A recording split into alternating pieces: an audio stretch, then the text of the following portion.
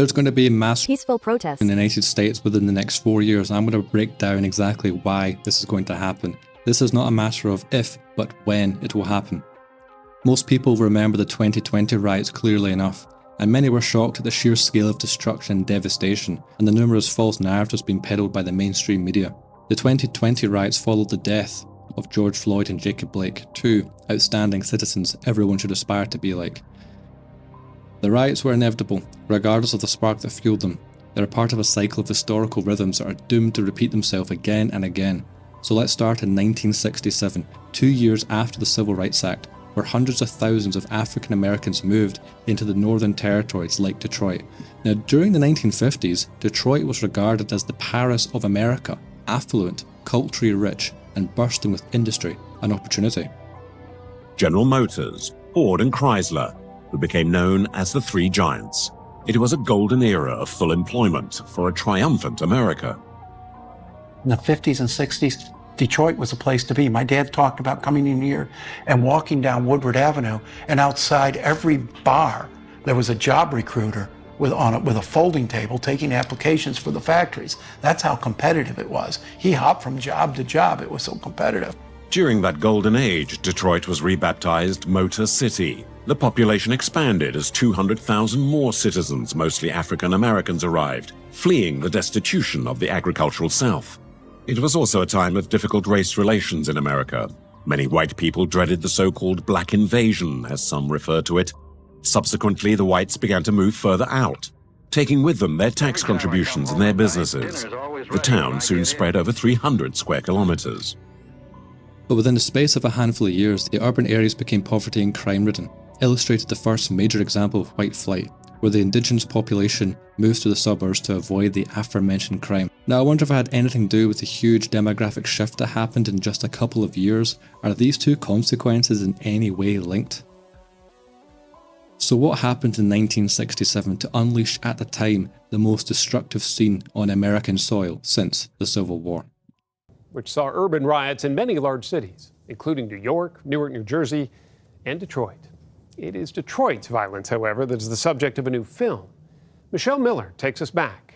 And be mindful this story has some language that some may find offensive. It began early one Sunday morning in late July. Police raided an unlicensed bar in a black neighborhood in Detroit. A crowd gathered. Tempers flared. This is going to happen all over America. It's going to be a hot world, not a hot summer. It's a hot world. A rock was thrown, and the city became a war zone. 700 rounds squeezed off. Now all of a sudden it's silent. Tense quiet. Everybody looking around. So 3 in the morning, on a Sunday, an illegal bar was raided.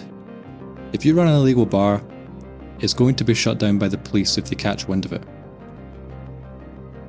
And so it was raided, it was shut down, and then it says a stone was thrown. Who threw the stone? Did the stone just throw itself, in the same way that cars seem to be running over people themselves on pavements these days? Is anyone actually behind the car? Is anyone behind the stone that's been thrown? In 100 places, Detroit is afire, the destroyers striking from as far as 3 miles away from this west side ghetto, where it all began early this morning with a police raid on an after-hours drinking parlor. There have been some reports of gunfire. Police are under orders not to fire. Rock and bottle throwing took some casualties among firemen, police, and 3 newsmen. A white man was stabbed this morning as he got off a bus in the area. No serious injuries are known. More than 200 looters have been arrested so far. Police officials say they do not have enough men to worry much about the looters. They are there to protect the firemen. And so this magic stone was thrown, and all of a sudden it just cuts to the National Guard shooting people indiscriminately. So that's literally all it took. An illegal bar is being shut down, and all of a sudden you've got white people being stabbed indiscriminately and everything being burnt down all around you. I wonder if this has any sort of foreshadowing for the future. And again, these were so extensive that the police they had on force could not be used to actually stop the looting and rioting that was ongoing.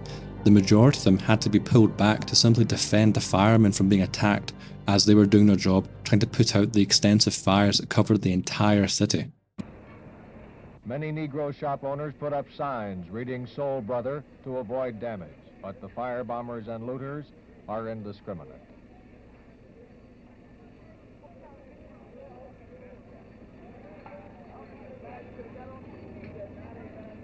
And many of these stores are being looted, especially the white ones, because there's some bitterness. They feel that the prices are too high. They feel that they're being gouged. But of course, some of them in this crowd are just getting what they can get for nothing. So. Well, now, you are a Negro shop owner. Why were you looted? Well, with any group, any mob, you're going to find people who they don't care about race, they don't care about color, they don't care about religion, anything. They just want to get something for nothing. So shopkeepers were putting up signs saying Soul Brother to avoid rioters breaking in, to suggest that they're on their side in a way. And again, I'm pretty sure you remember this in 2020, a lot of people would have the sign up saying black-owned businesses as a means to try to appease the rioters. And we all know that didn't really work, but again, it just shows that so many things just repeat themselves again and again, and so we're going to see this again and again, I believe, in the next 4 to 5 years. And a lot of people try to mirror up that it's poverty. Poverty causes a crime. It's nothing to do with the people themselves, it's poverty. Poverty is the essence of why crime is committed. And there is probably some truth to that, but if we compare the crime rates of certain populations across the United States, it seems to be another factor that seems to be driving crime more than just poverty. Who do you think is doing this? I really don't know. I don't have no idea. I don't have any idea. Who? We all are doing it. That's who's doing it. I tell you who's doing it. We all are doing it. Now, I love the stark comparison. Somebody's saying, I don't know what's going on, they've no idea who's doing it, and then someone else just comes up to say, yeah, we're all doing it. We're all part of this. I mean, I don't think he has any reason to lie because he's managed to get away with so much already. What's the point even lying to this news reporter? Today, there is a park where the riot began. Down the street, a new shopping complex and community center show the efforts to rebuild.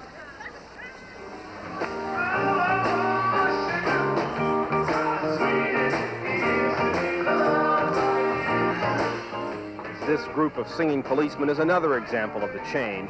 The mostly white police force whose actions triggered the riot is now half black. Most of the city's leaders are black now too. Yeah, so the evil white police officers that caused the riot by doing their job and shutting down an illegal bar, I'm glad things have changed. I'm glad the city council is now majority black. I'm glad the police force is now majority black. This has fixed Detroit essentially overnight. And I'm glad to see Detroit, by the time of this documentary, I believe it was in the 80s, Detroit was booming. Detroit was another paradise. It was the Paris 2.0, and that legacy has continued to today. Or maybe I'm misremembering.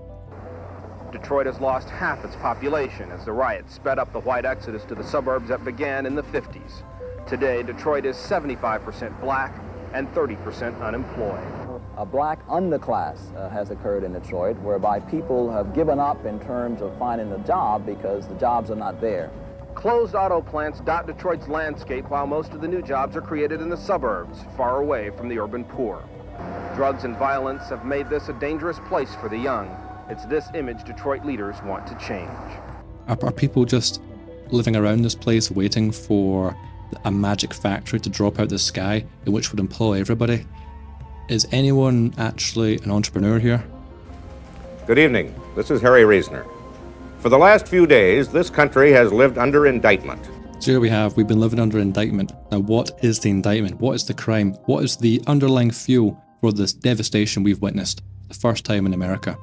A charge of white racism, national in scale, terrible in its effects. And okay, I'm not on board. I'm going to listen. It's a 1,400-page report on white racism being the cause of black people destroying their own city. I'm sure this report will not be the foundation of understanding riots to come, or will it? The evidence to support that charge has now been presented. More than 1,400 pages of testimony, findings, conclusions, the full text of a report released just last night. These are the disturbing answers to the questions which the President asked for the nation in the heat and shock of last summer. Our nation, says the report, is moving toward two separate societies, black and white, separate but unequal. If the division is allowed to widen, it says, we will find ourselves living in a state of tension and lawlessness held in check only by repression. Now, there is an element of truth to this. Until the underlying problems are addressed, which the conclusions of this report lead to false underlying problems, it is true that if the real underlying problems were mentioned, then are not addressed, then he is right that it is just going to lead to civil liberties being dismantled in the justification for increased national security. It's going to take away rights to essentially prevent these things happening again. Now again, if we fast forward to the 80s documentary, if the majority of the population is now black, city councillors are black, and the police force is now black, where is the systematic racism coming from? The argument falls apart that if there's no one around to be racist, as in everyone is now the same race, then how can racism then be subsequently blamed for causing all this devastation?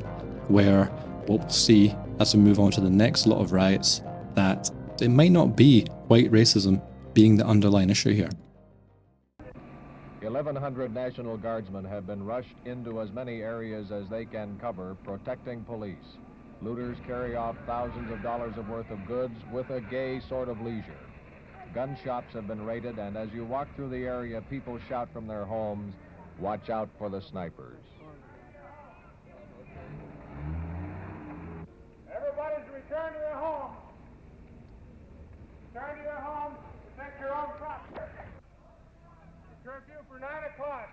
Curfew 9 o'clock signed by the mayor of the city of Detroit. Everybody return to their Where do they want the bullhorn? Whole blocks are now burning at dusk. The National Guard has moved in.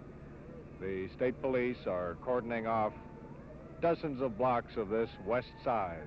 At this moment, there are at least 10 areas in town where looters have broken in and where firebombs have set fires. It looks like a B-52 raid in Detroit. John Hart, CBS News, Detroit. Now there were some other big riots in the 80s, I believe, in Miami. There were, I think there were more devastating, more deaths than the Detroit ones. But for the sake of time, well, let's just jump to the LA riots of 1992. There's a revolution going on. Just chill, y'all, chill. In San Francisco, in Atlanta, and even as far as New York. This is called the Great Equalizer. It is out of the sense of fear and frustration that some people are taking matters and weapons into their own hands. Firepower begetting firepower. You say enough's enough. You do it yourself. It's your city. This is the first time in my entire life that I've really been scared about protecting my family. And I've had it. Handle the looters and... Even with more than 3,000 rioters arrested so far, even with a nighttime curfew in force, smoke is still heavy in the air over this city. For yet another night, the signature image of Los Angeles is firepower. And so we have a gentleman here, he is trying to protect his family, his business. He needs to take things into his own hands because the police, there's simply not enough of them to protect them. And this is the white repression that we're talking about. His attitude is causing these riots. How dare he? How dare he try to defend himself and his business and live in fear?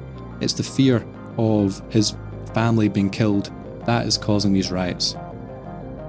These ones were sparked after Rodney King was fleeing the police on drugs, driving 90 miles an hour in a residential zone. Now I'm sure if he just ran over and killed a pedestrian, this would be nothing more than a statistic and we would all just move on. But he was stopped, he was apprehended, he was resisting arrest, and the police didn't take too kindly to that, and they beat him senselessly. And I'm not going to sit here and try to justify that what the police were doing was right, but am I in any way sympathetic to Rodney King? Well, no, I don't really care for it. I'm sure if he did kill a pedestrian, let's say he ran over one of your family members, would you really care if the police beat him? But he didn't. He was caught, he was beaten, he was videoed, and it was posted everywhere. And all of a sudden, the United States fell in on itself again.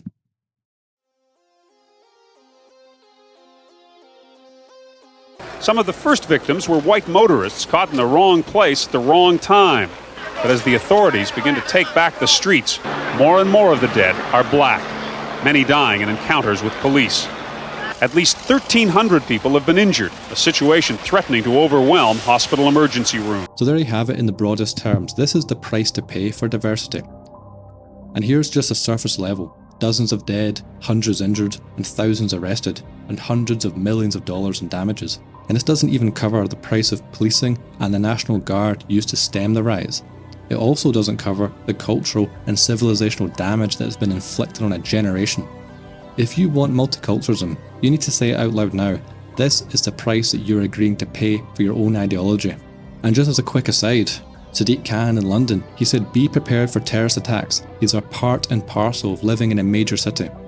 Now this statement is obviously laughable. Now if we jump to the 1950s London, is it part and parcel for parents to be afraid that a concert full of their own children is going to be blown up by a foreigner? What about hundreds of thousands of British girls being subjected to the most unforgiving crimes by foreign men? Is this all just part and parcel of living in the city? Or is this part and parcel of living in a multicultural society? We don't see these things happen in Polish or Japanese cities. What makes these cities so different? And if the price to pay for not having multiculturalism means I'm going to have less kebab shops or less cheap barber shops, it's a sacrifice I'm willing to make. I'm going to say it right now. I'm willing to make that sacrifice. What about you? That was at the intersection of Florence and Normandy, and Tour was overhead. We were able to convince the news director that I worked for to go ahead and get us on the air so we can warn people about what was happening at Florence and Normandy. And there's no police presence down here. Then came the infamous beating of truck driver Reginald Denny. Within seconds, his door was ripped open. Mr. Denny was pulled from the vehicle and he was beaten. He was kicked. A brick was thrown at his head. He had serious injuries. All that 30 years ago. Everyone remembers this clip, and I think it's quite interesting because there's a fairly good comparison that we see about 30 years later.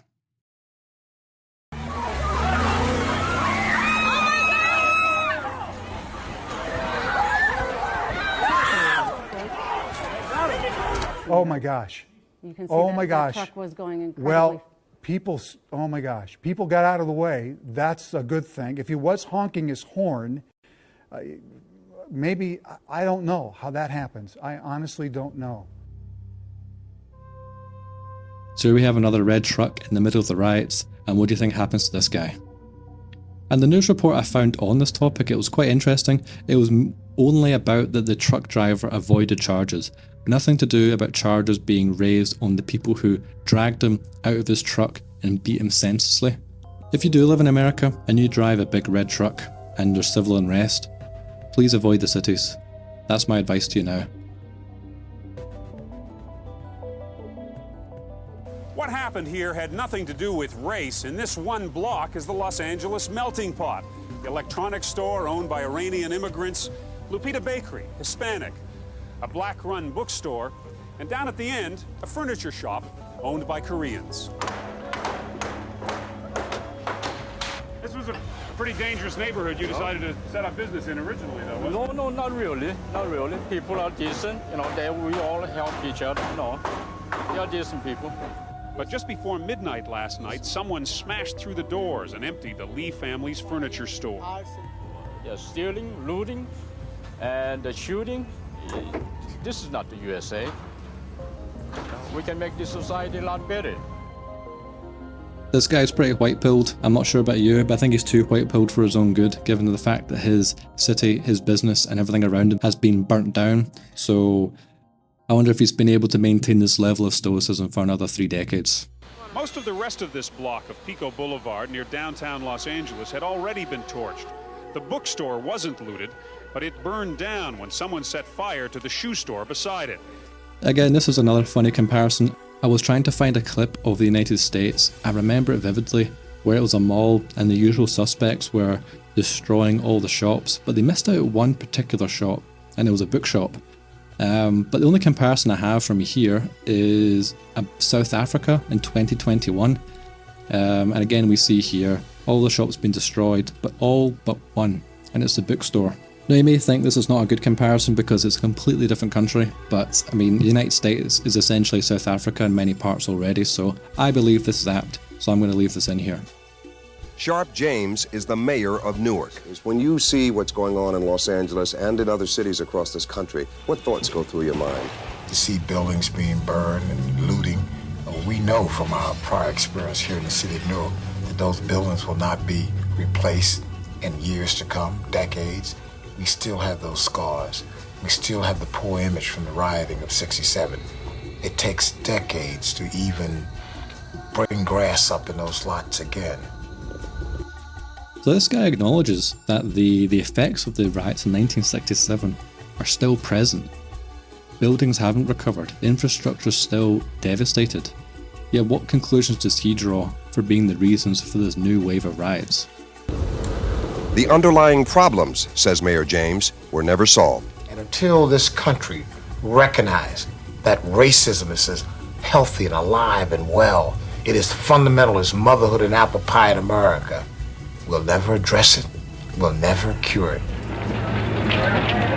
A special commission looking into the '60s riots summed it up this way. This is where we are today, black and white, suburban and urban, rich and poor, fighting one another, and it's a shame of America. Tragically, these words from 25 years ago apply today. Again, it's just the same conclusion, which, following the Detroit riots, that conclusion was raised, nothing was done because it's a false premise, and therefore history has repeated itself. And I don't really understand his comparison, suburban and urban fighting one another, the rich and poor fighting one another. When we observe the footage of the riots of LA, Detroit, and across the board in the United States, is the footage somewhat one-sided on who's causing the war, on who's causing the destruction, who's causing the mess? If you have footage of white suburban people burning down buildings, tipping cars, throwing bricks at the police, please send in that footage, as I can use it as a comparison to show that this gentleman's argument is 100% correct. But until I have that footage, which I do not, the only conclusion that I can draw is that this guy is talking complete bullshit. But the sad thing is, it's bullshit that he believes himself. I just want to say, can we all get along? Can we get along? It's not gonna change anything. Behind your head. We've got to quit. We've got to quit.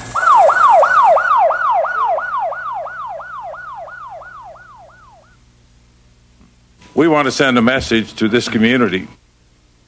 The hoodlums out there are not going to be able to terrorize this city. Today in Los Angeles, hundreds of people from all over the community are coming out with brooms in their hands. Calmer tempers lead to cleanup. This is a pretty funny comparison as well. Let's look at the people who are sweeping up the mess following the riots. Now, let's look at this snapshot here. What do you notice about the people doing the cleaning up? Anything stand out whatsoever? And with this in mind, let's look at a comparison I found between the 2020 riots. So again, who's doing the looting here? And who's doing the cleanup? And you may be able to pick out a few exceptions, but exceptions do not beat the rule. So what is the general rule that we see in this video? What is your main takeaway?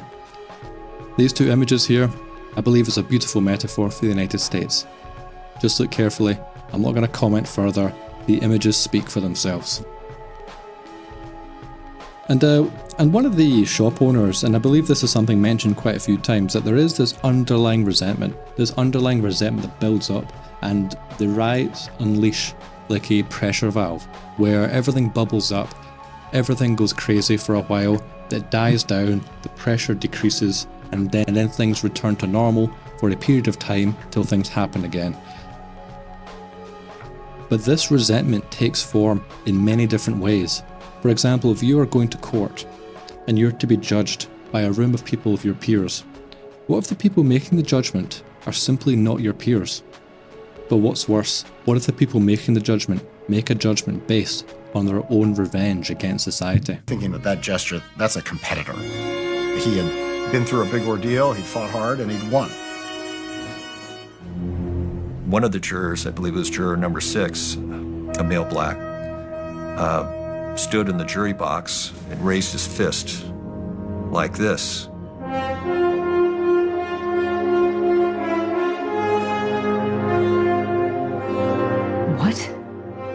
This was a guy who presented as the most mild-mannered.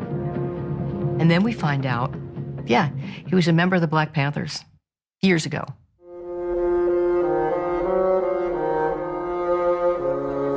Later, I was talking with the deputy sheriff.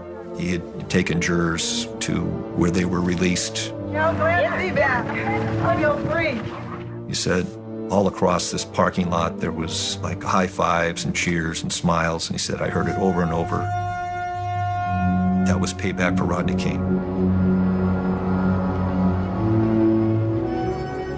We, the jury, find the defendant not guilty of the crime of assault with a deadly weapon.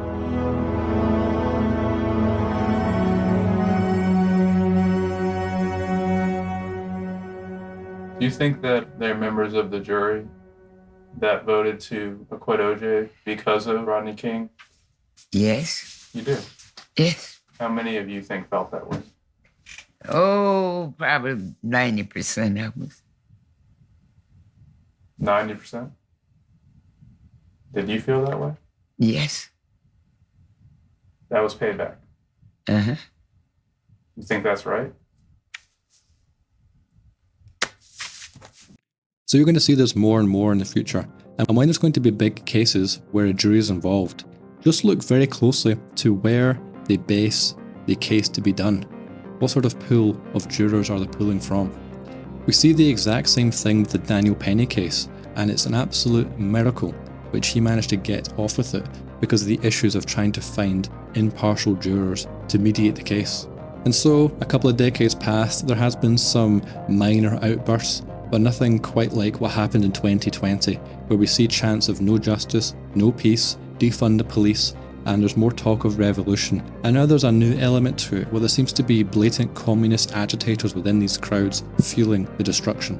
As we go to air tonight, the United States of America is unravelling for all the world to see as race riots leave many of the nation's biggest cities burning in almost unimaginable scenes. Across the country, police are in the line of fire, facing the rage of protesters following the death of a black man at the hands of officers. The wave of violence has now washed across 29 cities, from New York, Los Angeles, New Orleans, Seattle and Minneapolis, ground zero for that anger and outrage now being vented by so many Americans. Again, this is all the same as before, it's just all so tiresome, so we're not going to cover this too much in detail. The only real difference is that the footage is in HD, and there's a lot more footage because everyone was filming it at the time. A crowd in Hollywood defies the curfew and faces the consequences. But one protester didn't get away fast enough. There we go, that individual there just went down. This film crew witnessed what seems to be the impact of a rubber bullet. Arresting those who won't obey curfew isn't a new tactic for law enforcement in the aftermath of George Floyd's death.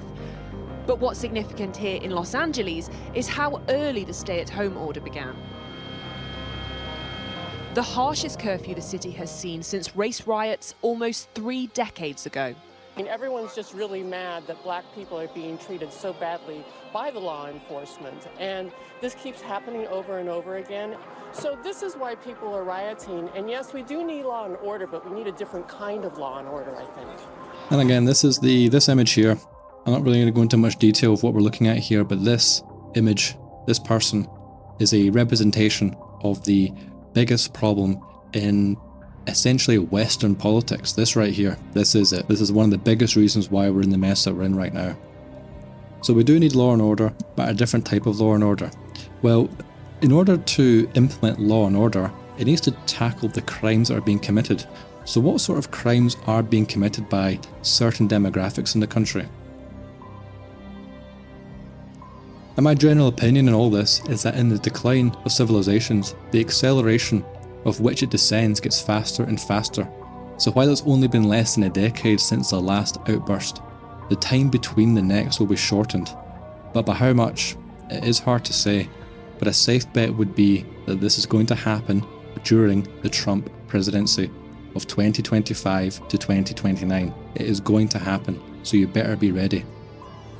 So if you live in a big city with a rich and beautiful diverse population, if you do, You need to be ready or get out. And don't say I didn't warn you.